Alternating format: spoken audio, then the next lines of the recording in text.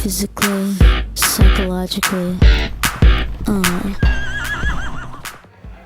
If you know how to use a strap-on right, you have to feel really connected to it. You have to feel like, even though like your nerves aren't running through it, that you're attached to it, you have to have a serious sense of ownership if you really want to know how to use a strap-on.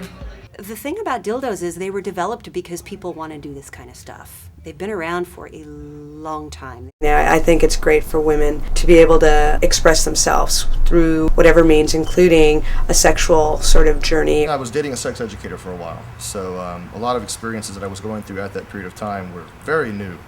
Several reservations came to mind. First of all, the whole concept and idea of being sodomized, I think, was something that was new and different, and I came up from a very conservative religious background, so that was a whole mental bridge to get past myself.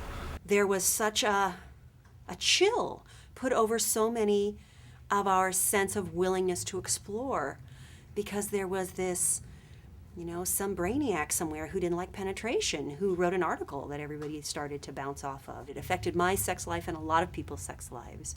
And it's so comparable to all of the negative messages that so many people of all orientations hear about various kinds of sex. So when I play with a dildo, when I do penetration, especially when I strap on a dildo, I feel like I'm being an activist of a kind. Were you nervous, excited? Oh, it felt like I was very comfortable. It felt like it was completely natural. It was just what should be happening.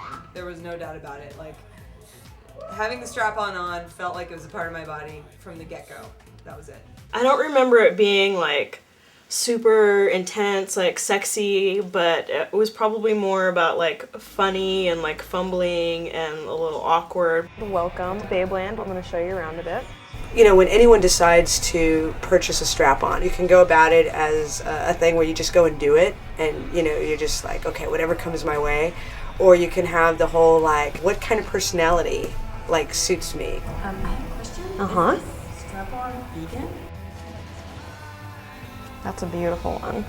How's that? It's good. Yeah.